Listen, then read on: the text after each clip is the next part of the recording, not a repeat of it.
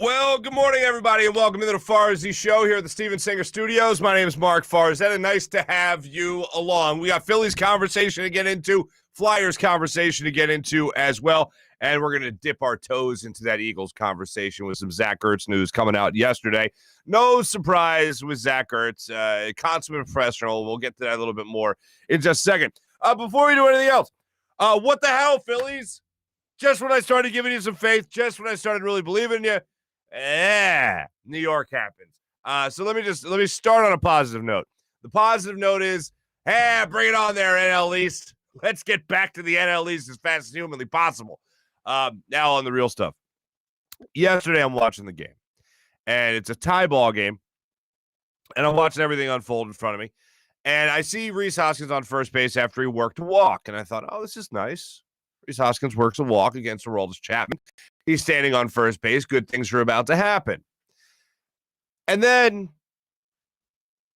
I don't know what happened. I don't know why what happened. All I know is that I actually agree with Ruben Amaro Jr. saying that the call for Rhys Hoskins to attempt to steal a base in that scenario came from the bench. It wasn't Rhys's idea just to go. It wasn't Rhys recognizing something in the in Aroldis Chapman. It was simply the bench telling him, "Oh yeah, we see something here, so go." So they sent Rhys Hoskins to second base, try to steal a base, and in essence, Aroldis Chapman sniffed it out, made the pickoff attempt at first. They threw to second. They tagged him out, and it was from that point on that you really felt like nothing good was going to happen. And then you saw Brad Miller step to the plate. And Brad Miller steps to the plate. And he's got this issue where sometimes he's, a little aloof. And to his credit, I will say this. Aroldis Chapman threw the ball behind his head. And he did it in a fashion that kind of reminded me of John Kruk in the All-Star game in Baltimore against Randy Johnson. And you remember what happened on the very next pitch after that ball went over John Kruk's head? He had that real big looping swing, flailing swing, and was just laughing and said, that's it. Well, the very next pitch, as one might assume, Aroldis Chapman went low and outside on a breaking ball, and Brad Miller just flailed his bat at it and couldn't make anything happen. All this with the tie ball game. And then I guess it affected Brad Miller a little bit more mentally than I assume, and he goes out there in right field. He goes to run up to a ball, and he completely botches it, completely misplays it. And he ends up just putting runners at the corners and runners on first and second. And somehow, magically, the Phillies were able to find themselves out of that situation in the ninth to force what is now known as extra innings in baseball with a runner on second base. Phillies can't capitalize on their opportunity. The bottom line is the Yankees were able to capitalize on theirs, and the Phillies lose the game 6-5. It's amazing to me how just clueless Major League Baseball players can be sometimes. Just plays in the field that we've seen professionals make, we've seen minor leaguers make, and we see these guys go out there yet again with poor defensive play, like Brad Miller, for instance. We watch guys with bad base running, like what would happen with Rhys Hoskins, even though I put that on the team more than I put that on Rhys. And they lose a game in New York that they should have very well stolen. They split a series in New York that they should have split a series in New York that they ended up getting swept out of. Basically, what this is going to come down to is who can steal the most games. That's what it's going to come down to. Who can steal the most games? Because I truly believe that the NL East is just going to beat the crap out of each other. It's going to be close the entire rest of the way, the rest of the season. And what you're really going to be waiting on here is who's going to be able to steal the most games that they should lose, but oh my goodness, they found a way to win. And that's kind of what playoff teams do, right? And I was texting with a cousin of mine last night. He loves watching Phillies baseball. He's not the biggest fan of Rhys Hoskins in the world, so he was in all his glory last night with that base running play. But it's just a very frustrating team to watch. And just when you think they're about to put something good together, they end up wasting it. And an example of wasting it would be a bases-loaded situation with Andrew McCutchen stepping up tonight. And I will say this, he did just miss it. He went up there. He swung at the first pitch, which I know got a lot of people upset. But he went up there thinking fastball. And not only did he get a fastball, he got a fastball middle end of the plate, and he just missed it. Would have been a grand slam. Would have given the Phillies, I believe, a 6-5 lead at that time. But it was the type of game that you thought you were going to be able to steal, and unfortunately you weren't. I want to go over something here, and I try not to be a big numbers guy just because I feel like people get lost in the numbers a lot of times. But here's a number that I wanted to make sure I highlighted for you guys today. The number is 42. 42 pitches Spencer Howard threw over 3 innings of work. I know he recently started in the minors as well, so it was the short rest type of thing. But how much are we going to mess with this guy? And I know Tom McCarthy, this is not at Tom McCarthy, but Tom referred to it later in the day and later in the game as a solid 3 innings. A solid 3 innings from Spencer Howard. And he's right. It was 3 innings, scoreless baseball, 3 innings, 1 hit baseball.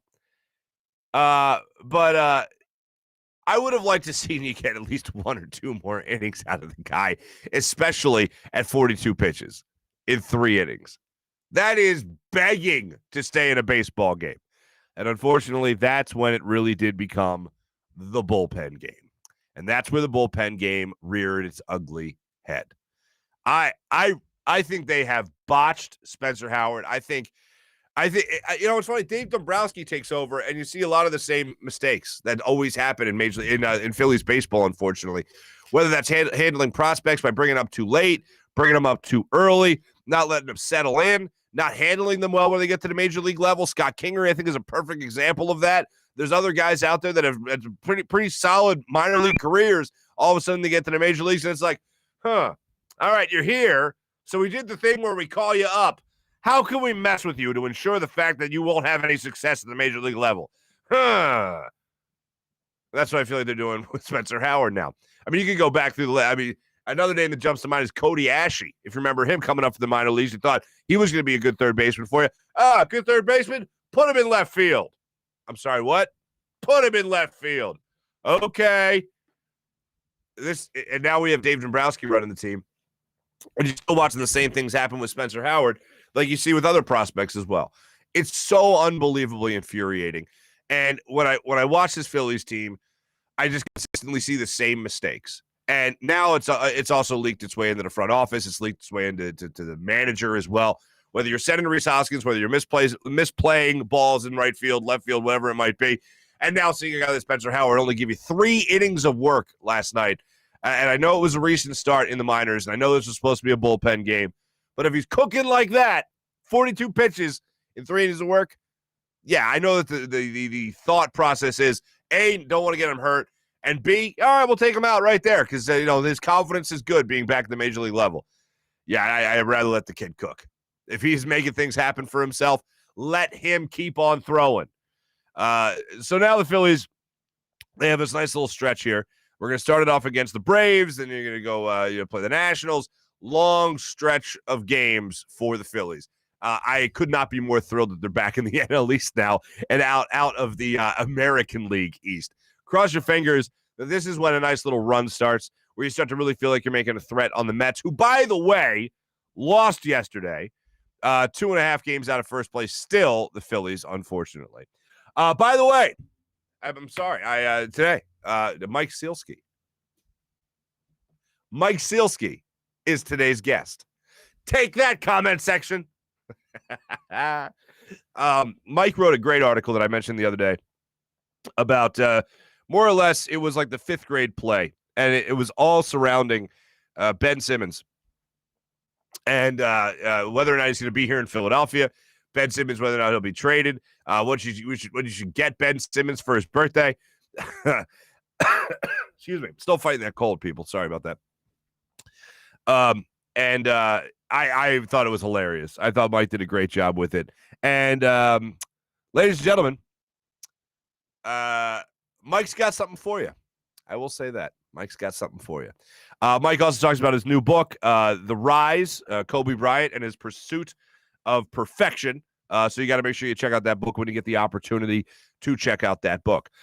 Zach Ertz is another name that came out yesterday, and Howard Eskin was reporting yesterday that Zach Ertz will report to training camp and will likely start the season with the Eagles. I am surprised by this. I'm not surprised that he'll report to training camp, because if he's with the Eagles and he hasn't been traded yet, Zach Ertz is the ultimate professional and he's going to show up for training camp. He's the ultimate teammate. He'll do that. When it comes to everything outside of that, I think, and I've said this a million times before, I don't understand why, if Zach wants a new deal, I don't understand why he and would want to be traded. I don't understand why he would play, why he said he would play under the current contract that he has. And that's the report that's out there. In other words, if the Eagles were going to trade him, it wouldn't have to be a trade, a sign and trade situation, or a trade and sign in the NFL. Where if you're going to trade me over to whoever, the Bills, for instance, they don't have to automatically sign me to a new deal. In other words, Zach can seek a trade, and then when he comes back, or then when he goes there, he signs a new deal. Why would the Eagles trade him then if he's going to agree to play under the contract that he already has? If it was a rip up the deal type of thing, that would, I think, catch other people's attention more. That would also, I think, force the Eagles' hand a little bit here to actually move on from him. But instead, he wants to just be a good teammate and say, all right, look, I'm not going to hold out. I'm not going to, like Malcolm Jenkins' situation, for instance, is a perfect example of this, where Malcolm was like, I'm not going to hold out. I'm going to honor my contract. I'll play for it right now because I'm here for my teammates. Zach Ertz is doing something very similar this year. Going into this year is what it seems like. I still think they're going to try to trade him. I still think he wants to be out of Philadelphia and seek that new deal elsewhere. But right now, I couldn't imagine him holding out. It's just not going to happen, though, as far as him holding out or the Eagles reworking his deal. It's a wild thing when you look back on his press conference from just last year, what he thought would be his last press conference in Philadelphia, and he gets extremely emotional about it. Turns out, I guess the Eagles never thought they could get back in return what they thought they should get for Zach Ertz, which is why this has taken so long, which is why we've talked about this so much ad nauseum. But now it's just a matter of him with training camp next week. It's just a matter of him saying, all right, well, I guess I'm still here, so I'm going to go back to football. So let's talk about that for a second. Dallas Goedert and Zach Ertz as your tight ends. Miles Sanders, your running back. Jalen Reagor, who tweeted out yesterday, I'm starting to feel like myself again. Good for you. I have no idea what that means, but okay. I didn't know you didn't feel like yourself at any point. You had some injuries, obviously, in your rookie season, so hopefully this means you're just 100% healthy. Then you obviously have Devontae Smith. We have one former receiver that talked about him glowingly yesterday. So we'll get about that. It should be a defensive back who talked about him glowingly. So we'll get to that during the Morning Rush segment today. So I'm looking at this Eagles offense and saying, yeah, it all comes down to whether or not Jalen Hurts can play if he is your quarterback going into the season, which even if they do trade for Deshaun Watson, he'll probably be your starting quarterback when the season starts up. He's got some weapons on this offense. That offensive line stays healthy. He finds a way to get those receivers the ball. This offense, I've been saying it, this offense can make some noise. Speaking of, excuse me. Speaking of making some noise, other than my throat, wow, throat just continues to be bad, ladies and gentlemen. Excuse me. Miss Scusi. Let me tell you about my friend Steven Singer of Steven Singer Jewelers. I think just then I blew the gasket.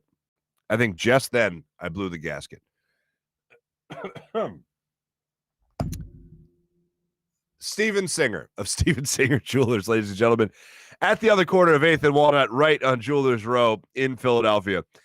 Visit them online at IHateStevenSinger.com or simply go to the other corner of 8th and Walnut.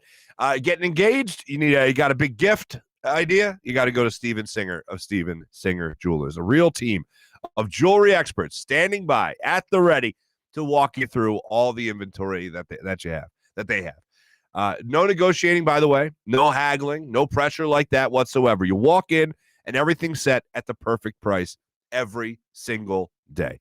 So when you walk in, you're never going to hear, oh, you should have been here yesterday. The sale was yesterday. Should have been here yesterday. No, every day is the sale. That's how it works. Every day is the sale because every day things are put at the perfect price at Steven Singer Jewelers. Getting engaged, he has Ready for Love diamond engagement rings at the ready, hence Ready for Love. So check them out online at IHateStevenSinger.com. That's IHateStevenSinger.com. Steven Singer Jewelers, one place, one price. Make sure you check them out at IHateStevenSinger.com. Without further ado, let's talk to our good friend, Mr. Mike Sielski of The Inquirer, who, by the way, wrote a book, The Rise, Kobe Bryant and the Pursuit of Immortality. It's out on January 11th of 2022, so make sure you check out that book when it's available. Ladies and gentlemen, without further ado, let's talk to our good friend, Mike Sielski.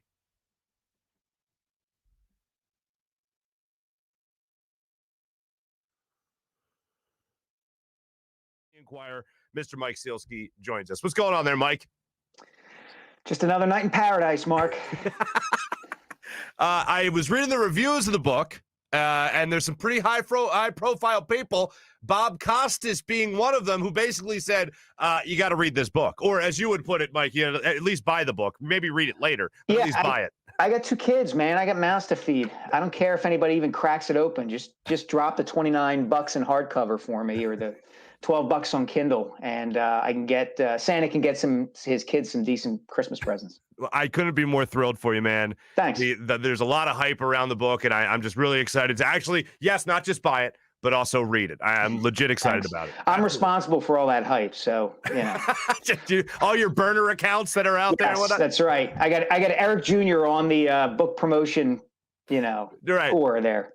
Speaking of which, I hadn't seen Eric Jr. in a while, and then the Inquirer, it was really odd. They published this play that the Sixers put on, and I was like, this is amazing. I didn't realize the Sixers were performing such a play. And then, of course, it's written by my good friend Mike Sielski. Where did the idea for that? It was for Ben Simmons' birthday. For those that didn't read it, I talked about it on the show yesterday. For those that didn't read it, it was about Ben Simmons' birthday and what to get him, and the cast of characters include Brett Brown, Joel Embiid makes an appearance, makes a cameo, if you will, at the end. Danny Green, Seth Curry, all these guys just talking about Daryl Morey, talking about what to get Ben. Where did you come up with that idea, Mike?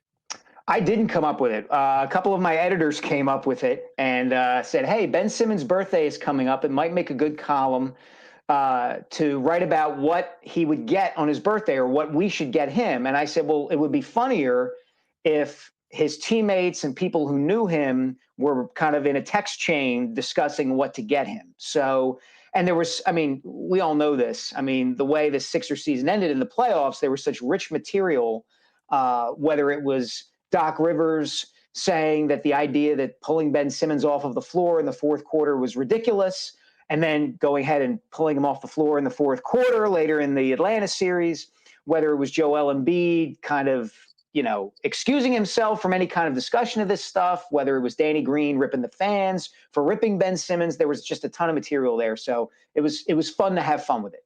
I enjoyed it. Just know that Thanks. I very much enjoyed it, man. And I definitely steered my listeners and viewers to give it a read as well.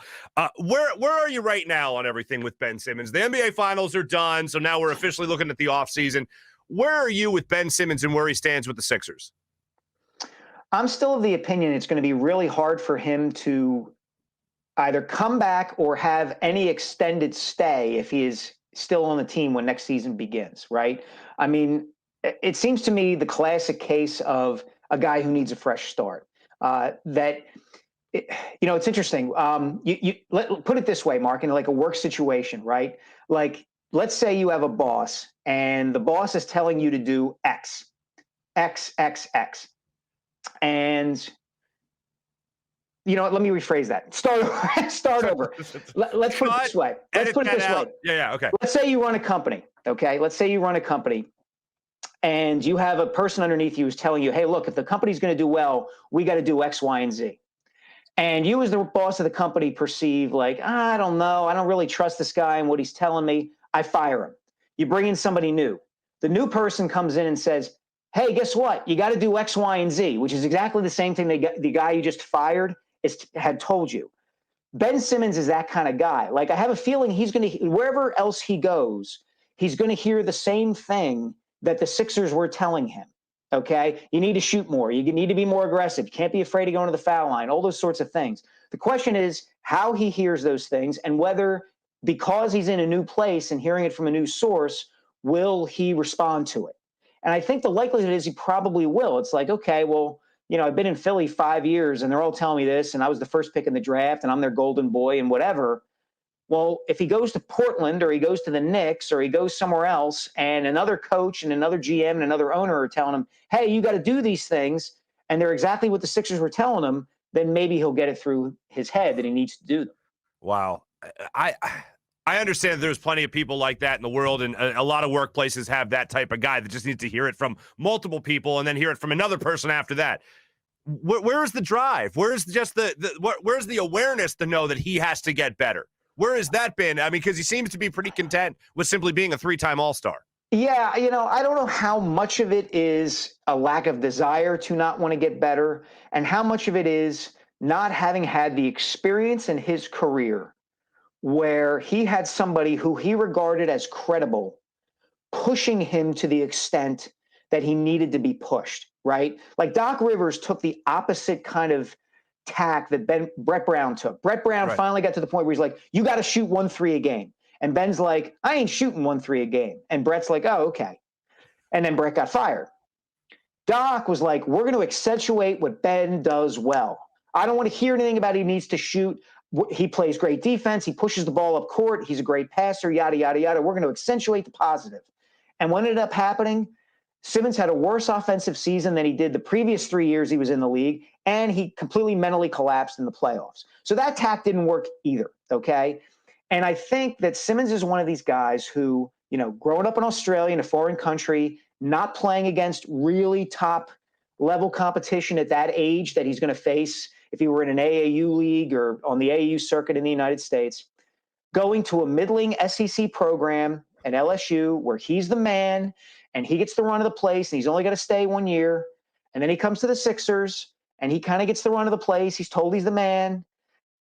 All that leads to what we've seen, which is a guy who, when he needs to push himself, kind of doesn't know how to do it. And so he better figure it out, whether it's here or somewhere else. Obviously, the hot name that's out there right now is Dame Lillard. Would you assume that is in the stratosphere of a Ben Simmons trade, being able to get Dame Lillard in return in some package? I think it depends on Dame Lillard. I think it depends on whether he's using the Sixers as leverage to get a better deal with Portland or to have Portland do something to improve their team or end up somewhere else, or whether he genuinely, wants to get out of there and will just go to the highest bidder. And maybe he considers the Sixers the best situation for himself.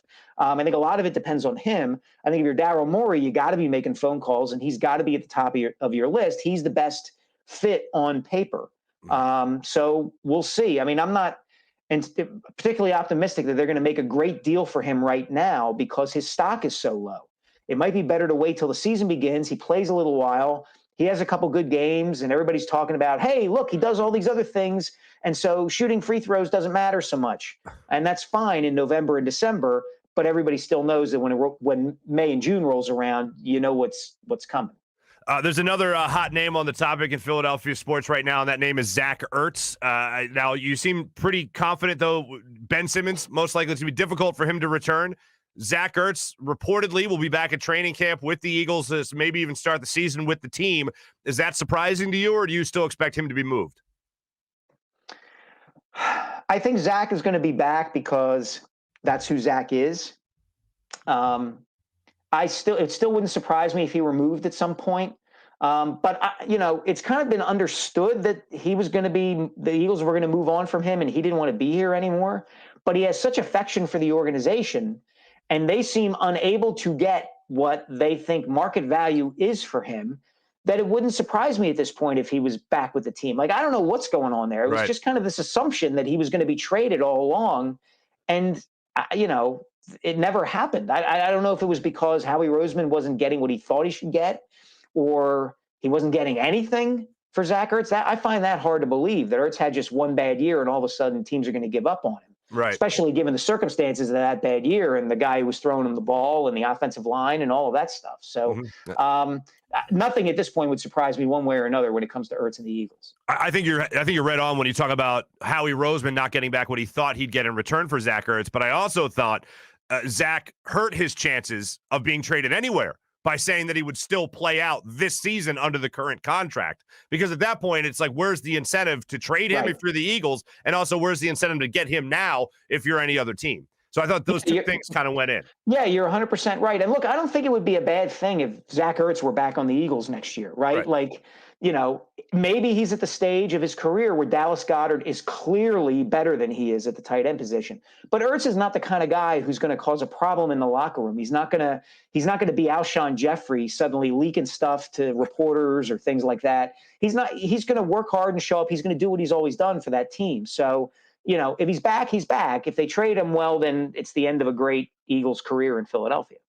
Is it the most Philadelphia thing ever, Mike Sielski, for us, as a fan base, to be pining over a Super Bowl for a million years and tell everybody how we'd give our firstborn for a Super Bowl, we'd give our right arm for a Super Bowl, and then you get the Super Bowl in Philadelphia, and then 4 seasons later they drop a banner of the Super Bowl trophy outside the link, and everyone's like, "Hey, you got to let go, man! You can't keep holding on to this stuff."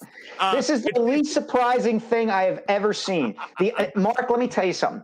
The idea that Philadelphia would win a championship. We were having this discussion back in 2008 when the Phillies won the World Series. Okay. The idea being that it had been 25 years since any of the city's teams had won a championship. And all it takes is one. And this miasma, this cloud of doom and gloom will just lift over the city and everything will be wonderful again. No, the Phillies won, and everybody was like, win more. Charlie Manuel cost us a World Series in 2009 because, you know, Ruben Amaro didn't trade for Roy Halladay then, too, and he didn't keep Cliff Lee. And, you know, the idea that the Eagles winning the Super Bowl was going to make everybody happy was ridiculous on its face. I remember this. This is God's honest truth. I wrote a column a year after the Eagles won the Super Bowl, maybe a little less than a year, when I basically asked that question because the Kansas City Chiefs the following year were playing really well under Andy Reid, and the Eagles were struggling, even though they were the defending champs under Doug Peterson. And I said, gun to your head, Eagles fan, would you rather have the one Super Bowl knowing that you would go the next 5 to 10 years and have no chance at winning another one, none? Or would you rather not have the guarantee and have a guy like Andy Reid who's going to get you near every year, but you don't know whether he's going to win it or not, and maybe he doesn't win one, but you'll be in it every year. And everybody's like, I would so much rather have the Super Bowl and not know, and know that I don't care for the next 5 or 10 years if we don't win. I experienced the Super Bowl, and I would trade everything for the Super Bowl. Those same people are killing the Eagles now for putting that banner up, and for the last 4 years, it's ridiculous. I'm certainly not killing them for it. My knee-jerk reaction when I first saw it was, they're going into their 4th season away from that. Like that's something you do in the following year after a Super Bowl. And I would have. It's the greatest moment in franchise history. You got to celebrate it. You got to, and they don't have anybody else on the team right now whose banner they can put up there. Jalen Hurts might not be their quarterback after 1 year after this season. Whose banner are you putting up? Kelsey, Graham, anybody? No. Nobody puts up a banner of a center. I don't care how great Jason Kelsey is. I don't care how great that speech was. He's a center. You're not putting a banner up of a center. And I love Jason. This is nothing personal against Jason. Nothing. I think he could be a Hall of Famer. But you're not putting a banner of a center up. You're just not. Here was my other suggestion: the shot of the fans from the crowd. What are the fans going to rip themselves? The top of the art museum. The fans don't play the games. I'm tired of this. In all seriousness, Mark, you want to get me rolling. The ESPN's coverage. The quarter is in. Go. The quarter is in. ESPN's coverage of the NBA Finals was some of the most ridiculous coverage I've ever seen of a pro sporting series. No one is tuning into these games to see fans. They are not. They are tuning in to see crowd shots, like of Milwaukee with the 65,000 people outside the arena for Game 6. Sure. But when Giannis Antetokounmpo is shooting free throws, and that's on one half of your screen, and the other half of your screen is a Suns fan who's moping or a Bucks fan who's cheering, nobody wants to see that fan. And after every basket, ESPN was giving us giant shot of Phoenix Suns dude or Milwaukee Bucks woman, and it was ridiculous. You want to cut down on fan incidents in arenas? Stop incentivizing them to act like idiots, and focusing in on them on TV is incentivizing them to act like idiots and do dumb things. All right, steps off soapbox. Real quick, Flyers trade for Ryan Ellis. Yay or nay on that deal? Yay if he's healthy, assuming he's healthy. You weren't going to get much out of Nolan Patrick, even though he's 22. I like Phil Myers, but Ellis is only 30. If he's healthy, he can be a very good defenseman for 4 or 5 years yet, and that's okay. All right, Mike Sielski, you do a phenomenal job with Inquirer.com. Also, check out the story on Fairmount Park Baseball. It's a great read. It just came out on yesterday's Inquirer, Inquirer.com. Always check it out there with Mike Sielski. The Rise, Kobe Bryant and the Pursuit of Immortality. It's due out in January 11th, 2022. Bob Costas said, read the damn thing. So read the damn thing. Mike Sielski, Inquirer.com. Thanks so much for coming on the show and joining us on the Rothman Orthopaedics guest line. Thank you, Mark. Appreciate it. Appreciate you. Mike, I want to let you know this, and I'll edit this part out at the end here. So I don't know if I don't know. Always a pleasure talking to the great Mike Sielski. You guys went off in the chat. Man, I might have to rush ahead to our social media check-in just for all you fine people out there. Just for all you fine people. Before I go any further, I have to do this one thing here. I mentioned that Mike would have something special for you. Well, he does. Dan and everybody in the chat, I am not an animal. Dan and everybody in the chat, I am not an animal.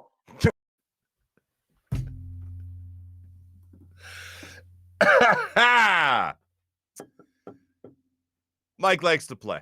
Mike likes to play. God bless that man. God bless that man. Oh, you know what we haven't done today?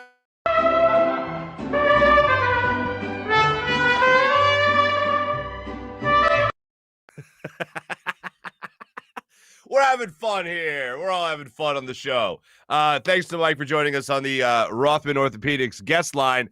And of course, if you need an orthopedic surgeon, if you need orthopedic help, then you need to go to Rothman Orthopaedics. When you have orthopedic issues, you need a physician who eats, sleeps, breathes orthopedics. You need an exceptionally specialized Rothman Orthopaedics physician. They not only specialize in orthopedics, each of their physicians only focuses in on one area of the body, which means you can have the confidence to get back to being what you were. That's right. Rothman Orthopaedics is who you can have that confidence with and get that confidence from.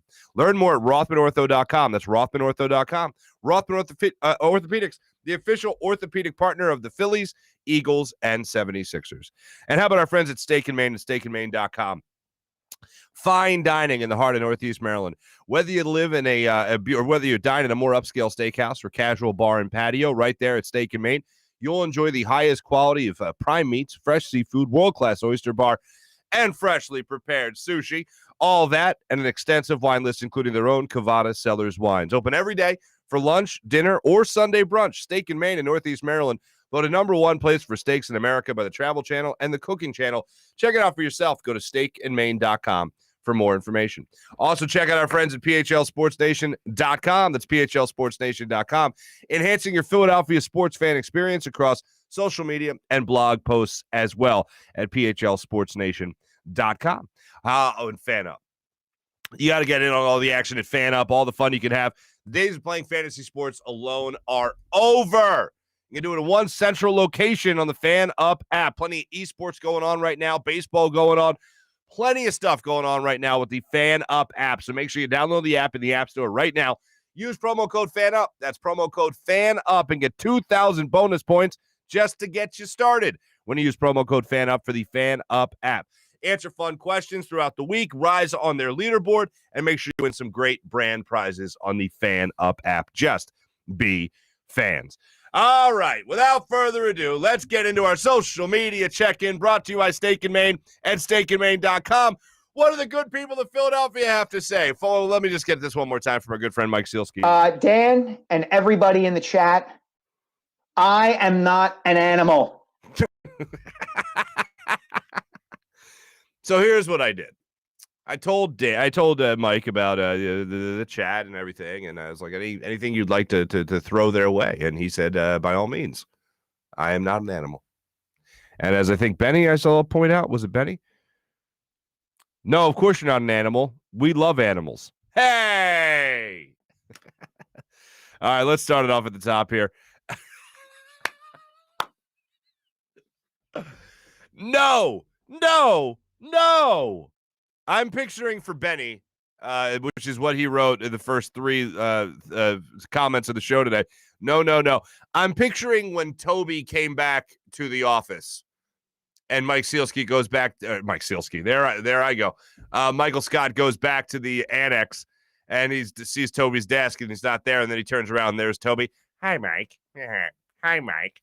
And, hi, Michael. And Michael Scott turns around and sees him. No! That's, I think, how Benny reacted to seeing Mike Sielski's name in our title today.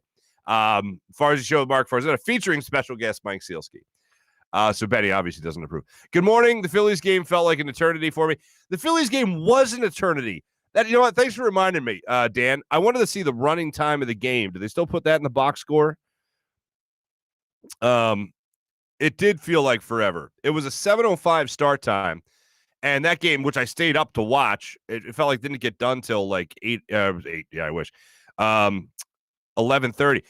A 4-hour and 17-minute baseball game. 4 hours. Oh God. You know what? Last night is a night that. Let me say this about last night's baseball game. Last night is a night that we should all be grateful that they put a runner on second base in extra innings. We should be grateful because could you imagine watching more of that game last night? I've said this to a lot of people, and I believe it or not consider myself a baseball purist for the most part. I love the runner on second rule. Baseball has not become a good enough game to warrant more of it. No, it has not. Putting a runner on second base lets you know that there's an end in sight. So, especially for a game like last night, we were talking about a bullpen game 100% through. Although Spencer Howard did pitch a solid in 3 innings. Let's see. Dan says, good morning, Dan. Back at you. Thomas saying, oh, boy. Benny, what the hell, Farzy? Dan, one person in the chat. Brian, you gotta do that. Oh, why you got to do that to Benny? Yeah, I'm sorry. Sorry, Brian. Matt Sielski. Uh-oh. Matt Malley. Good morning to you, bud. Matt's back. Benny. Not Malley. Sielski. Brian's just losing his you-know-what. Brian, I'm with you. Dan, it's happening. This is the end. Grab your kids and hold them tight. We knew this time would come. Benny, Farz, when are you going to address the elephant in the room? The elephant in the room? I don't know. I don't know. Jason checking in, saying good morning, everybody. Dan's back, saying hello. Tom is checking in. What's going on there, Thomas? Mally, is it football season yet? Next week, we're going to be talking about these guys reporting. Next week, we're going to be talking about it. Dan's back to Tom. You have your Sielski Survivor Kit. What would that consist of? What would a Sielski Survivor Kit consist of? Obviously, his book, The Rise, about Kobe Bryant. What else would that consist of? You tell me, people. Philly, buddy, the Phillies are making this painful. I'm trying to remember this. I'm trying to remember that they played in New York at Yankee Stadium against the Yankees. One of the games they played was a bullpen game for them. Ugh. And it's not the NL East. So let's get back to the NL East as fast as humanly possible. I even tweeted it out last night. That just happened. Be right back. Sorry, I'm changing my underwear. I soiled them. What, Daniel? What the hell's happening here? What a joke, Tommy. Still hasn't said anything. No one cares about sports.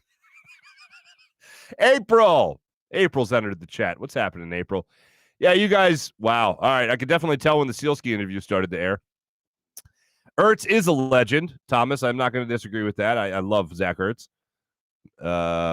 Sielski's messing up his audio. That's great. I knew as soon as that audio skipped, you guys were going to have fun with that. Man, I'm telling you, my college roommates would love seeing all the references you guys make to the alleged pot smoker that I am. So I saw somebody alleged that I'm a vape pen guy. No, I'll tell you once again, the only thing I smoke is cigars. And maybe while I'm out there in Colorado, we'll have a cigar hour. Maybe that's what I'll do for special feature content. Maybe we'll have a little happy hour at some point. I'll be sitting around with my wife, my brother-in-law, my sister-in-law, sitting around the compound at the ranch in Colorado. Maybe we'll just have a nice little happy hour right there. Maybe that's what we'll do. Ben grew up in Australia. He's quoting Sielski. Why does Sielski hate foreigners? Oh, I knew this would be a good day today for the chat. Look at him with his... You guys have me rolling. Some of this stuff I can't even say.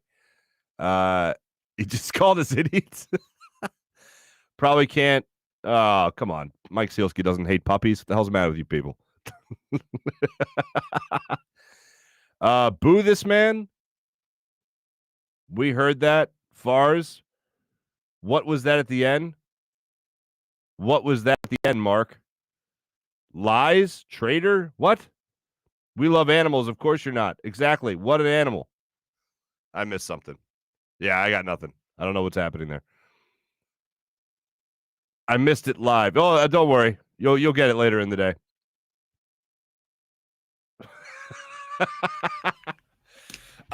You guys are just wonderful people. I enjoy every ounce of you guys. Seriously, that was our social media check-in brought to you by Steak and Main and steakandmain.com. Let's run into our Morning Rush segment. Morning Rush segment brought to you by Sky Motorcars and SkyMotorcars.com. A car for every budget.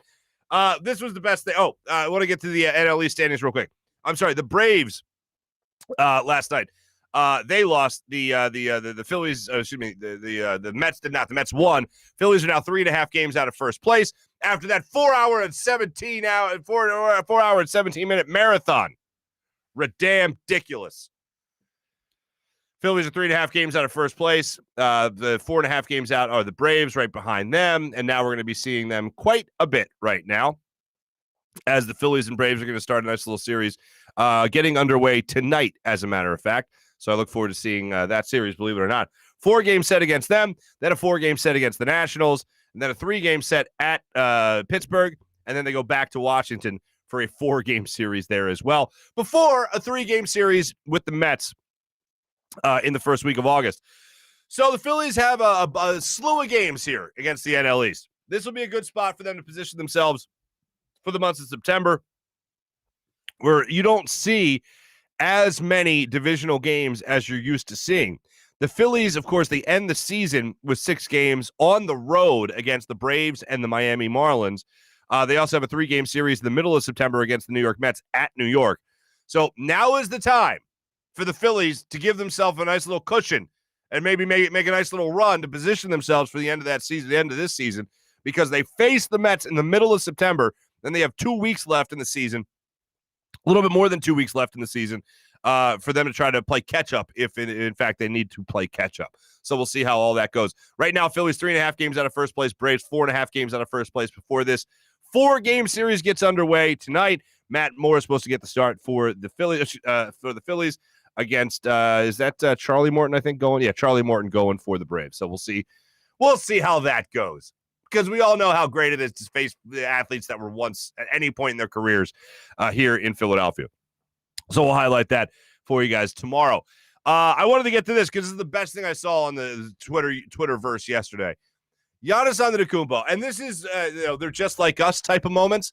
Giannis Antetokounmpo has the greatest moment of his life, where he wins the NBA title, he wins the MVP for the championship, and you know what he does? less than 24 hours later, maybe like not even 12 hours later, he goes to Chick-fil-A to get himself some nuggets. How about that? They're just like us. Stars. They're just like us. This is Giannis yesterday, in case you didn't see it. First of all, I'm supposed to be in Vegas right now. I'm supposed to be in Vegas right now, you know, party. But I'm here at ordering Chick-fil-A. Are you gonna say your order? Can I have a 50-piece? Sorry, I will put you. Can I put your camera? Do you mind or no? Sure. There's 150,000 people watching you right now. Really? Yes. So can I have please a 50-piece Mac Minis, 50 exactly. Okay. Not 51, not 49. Chicken Minis, yes, 50. And let me have a large drink, no ice, half Sprite, half lemonade. Okay. Of course. Are we getting free Chick-fil-A for life? That post is like 3.5 minutes long, and it's all him ordering Chick-fil-A. I remember now Eagles quarterback, Joe Flacco, when he won the Super Bowl and then signed that mega huge Kajunga deal with the Baltimore Ravens. I remember the first thing he did after he left their practice facility, after he left their office, he went to McDonald's and got himself like a 20-piece nugget. You know what Giannis Antetokounmpo did? He went 50-piece. And the excitement on that young lady who was taking his order, oh, wait, I'm really in front of, 150,000 people, whatever it was, 1 million people. Like, that's insane. What is, in all honesty, no matter how rich you would get in your life, all right, let's just enjoy this fantasy for a second. No matter how rich you got in your life, what's the thing you couldn't get away from? And here's the thing. I really feel like this is one of the very few avenues you can go that no matter how rich you were, you would still have the same comfort food. You would still have, like for me, I love nachos. I crush nachos. I devour nachos as often as humanly possible. If I hit the lottery tomorrow, guess what I'm probably still having at some point during the day? I'm probably having myself a plate of nachos. Like, I didn't found a way, other than, huevos rancheros, to work in like a normal nacho plate for breakfast. Like, that's how I roll, right? What's the one thing, hit me up in the chat, that you would like to do if you did become that millionaire, that you would still stick by as far as your comfort food goes? I'll tell you this. When it comes to cooking food, I don't really make much that wasn't made by my family. I cook ancestrally, I believe is the term. There's things that I eat now that I'll eat for the rest of my life that I've always eaten, no matter how rich I'll become, whatever. I'll stick by these meals. And I think this is the one avenue, again, that really would go untouched no matter how rich a person got. Because everybody has their comfort food. And I'll also say this. I love the fact that Giannis is a no ice guy. Because everybody knows that ice, that's ripping you off. The drink already is cold. No need for ice in that cup. You know why? You're getting ripped off. The ice is just taking up space. They're making money off you. Even more money. They're laughing all the way to the bank. But no. You go no ice. You fill that cup up. And Giannis, obviously he's doing very well for himself. I love that he goes no ice on the cup. That right there, he's just like us. He's just like us. Except he's Greek. He's got an NBA championship. I don't know. You might be Greek. I don't know. And he's got an MVP, a finals MVP, to go along with his two other regular season MVP awards. I got to tell you, I can't remember an athlete that over the course of a postseason I have become more smitten with. Like, there are athletes that I've watched in the postseason and watched their post-game press conferences, as I won't do normally during the season, but I'll watch them play throughout the year. I just won't watch the press conference. Watching Giannis play basketball, watching Giannis come back from the hyperextended knee, watching Giannis play at the level in which he played in the NBA Finals, watching him lead his team to 4 straight wins, I don't know if it's also because I really want a lot of the things that he has between the ears and on the court in another athlete in Philadelphia, i.e. Ben Simmons, that has made me only admire Giannis Antetokounmpo more. I can't remember an athlete that over a course of a postseason I've become more smitten with than Giannis. And here he goes, cherry on top, ladies and gentlemen, dropping 50 nugget order at Chick-fil-A and saying to the nice little lady, and no ice, by the way. No ice. I'm smitten. I'm in deep smit is what I am. I like that an ice sucks just made its way into the chat. What's up, Mike? Appreciate you.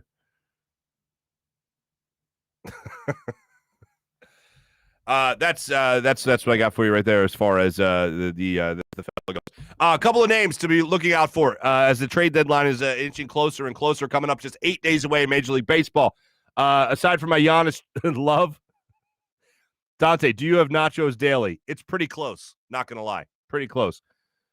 April, I love half Sprite, half lemonade. It's got a good taste. April, I will try that. Don't knock it till you try it. I'll have that. Yeah, sure. Dan, Sielski is definitely a vanilla ice guy. R.I.P. producer Jim. So sad. Now we have to live with producer Jim. What the hell? Jim, do you want to come on and defend your name here? What is going on here? All right, ladies and gentlemen, I introduce to you the producer of the show, just to let you know he's alive and well and hasn't been kidnapped. Let's bring in Jim Hyden. Jim, welcome to the show, Jim. What's happening?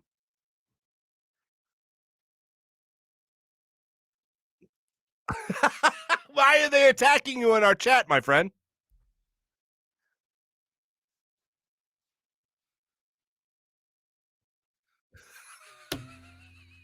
Oh, wait, the end of the Sielski interview?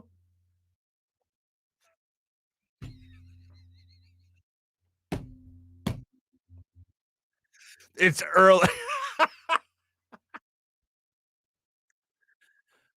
Oh, that's too great. Oh, wait a minute. Hold on. People are saying they can't hear you. No audio? Is there? I guess. Oh, damn. This is too great. I go to my producer, and the producer's audio doesn't work. It's running through my head. All right, Jim. Thank you. I'll talk to you after the show.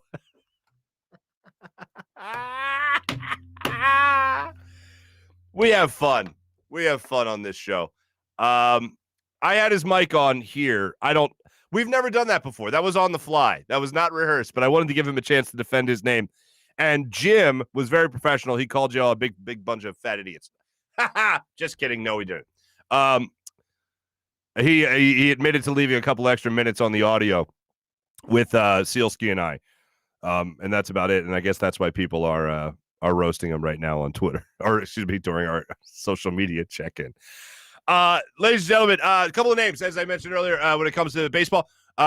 Craig Kimbrell seems to be heating up. That name continues to be heating up. Also, Richard Rodriguez of the Pirates, closer prospect the Phillies could be looking at. It was interesting last night to watch both the Phillies and the Yankees bullpen try to be out terrible each other. That was pretty cool. And then obviously, if Chris Bryant becomes a Philadelphia Philly, I might attempt cartwheels from the Art Museum to Citizens Bank Park. Like, that's how excited I will be if that actually happens, if Chris Bryant becomes a Philadelphia Philly. We got 8 days before the MLB trade deadline.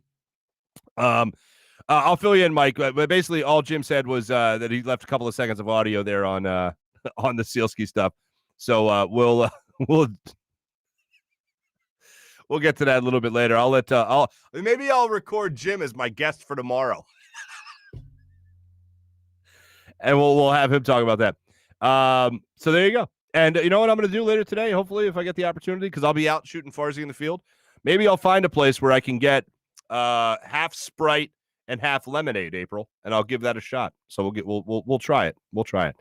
My thanks to Mike Sielski one more time. Oh, you know what? Yeah, while Giannis was ordering the chicken nuggets, right? Let's not forget what Ben Simmons was probably doing.